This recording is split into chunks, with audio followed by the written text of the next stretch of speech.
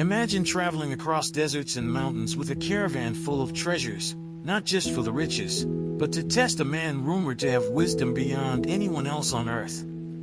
Sounds like a story from an adventure movie, right? But this was real, and it raises a question that still hits home today. What does true wisdom look like, and how can you recognize it when you see it? The Queen of Sheba's visit to Solomon wasn't just a diplomatic event, it was a challenge, a revelation, and a moment that showed what happens when divine wisdom meets human curiosity. If you've ever felt stuck wondering whether you're on the right path or doubted your own decisions, this story in the Bible chapters of 2 Chronicles 09 has a surprising lesson that might just change how you see your own journey, and what treasures you should be seeking next. Then, let's read the chapter together. When the Queen of Sheba heard of Solomon's fame, she came to Jerusalem to test him with hard questions. Arriving with a very great caravan, with camels carrying spices, large quantities of gold, and precious stones, she came to Solomon and talked with him about all she had on her mind. Solomon answered all her questions. Nothing was too hard for him to explain to her. When the Queen of Sheba saw the wisdom of Solomon, as well as the palace he had built, the food on his table, the seating of his officials, the attending servants in their robes, the cupbearers in their robes, and the burnt offerings he made at the temple of the Lord, she was overwhelmed. She said to the king, "The report I heard in my own country about your achievements and your wisdom is true. But I did not believe what they said until I came and saw with my own eyes. Indeed, not even half the greatness of your wisdom was told me. You have far exceeded the report I heard. How happy your people must be. How happy your officials, who continually stand before you and hear your wisdom. Praise be to the Lord your God, who has delighted in you and placed you on his throne as king to rule for the Lord your God. Because of the love of your God for Israel and his desire to uphold them forever, he has made you king over them, to maintain justice and righteousness." Then she gave the king 120 talents of gold, large quantities of spices, and precious stones.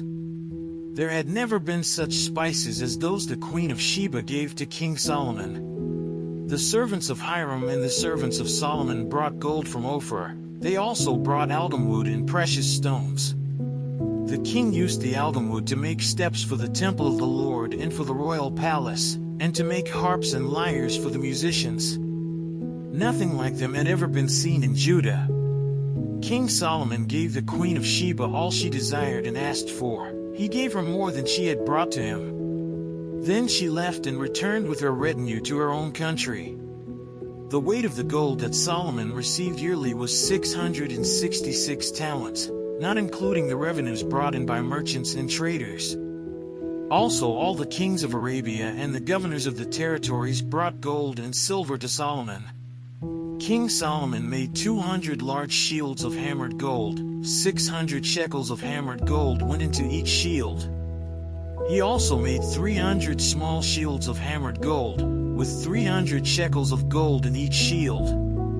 The king put them in the palace of the forest of Lebanon. Then the king made a great throne covered with ivory and overlaid with pure gold. The throne had 6 steps, and a footstool of gold was attached to it. On both sides of the seat were armrests, with a lion standing beside each of them.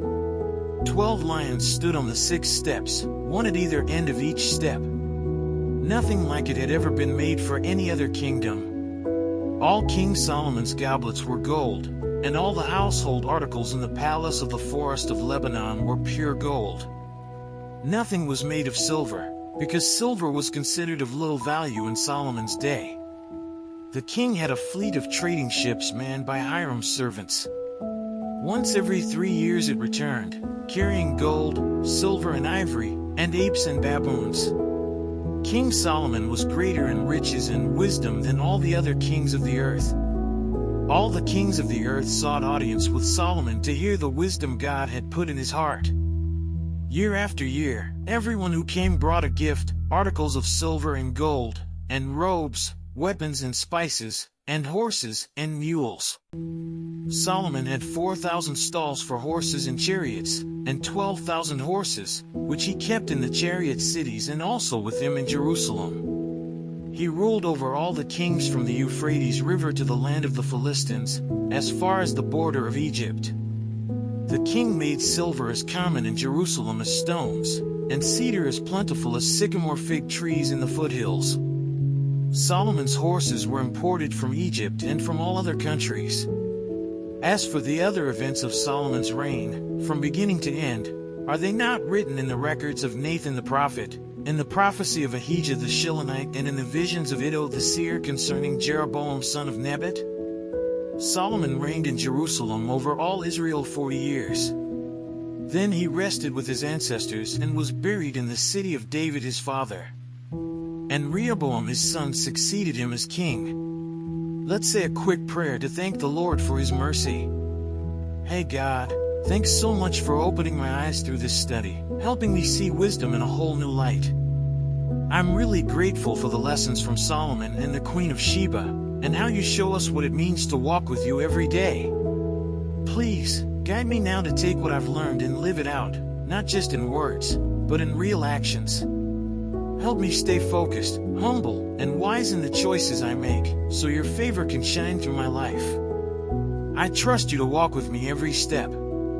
Amen. So, after reading and exploring Solomon's story with the Queen of Sheba, what's the takeaway for you? Are you willing to open your heart and mind to wisdom that goes beyond surface-level knowledge? Think about your own life's gifts and challenges. Are you ready to let God's favor and guidance shape your decisions? Maybe it's time to reflect on what you truly value and where you put your trust. What if embracing that divine wisdom could bring not just success, but peace and order you've been craving? Ask yourself, are you seeking wisdom or just answers? Are you building your life's temple with purpose or just wandering aimlessly? Drop your thoughts below because your journey might inspire someone else. If you found value in this, don't miss out on what's coming next. There's so much more to uncover in these Bible chapters and beyond. So, go ahead, hit that subscribe button and turn on notifications. Let's keep walking this path together, unlocking treasures of wisdom and blessing you won't find anywhere else. Your best season of growth might be just one click away. And, as always, don't forget to check the last video and learn more about the scriptures.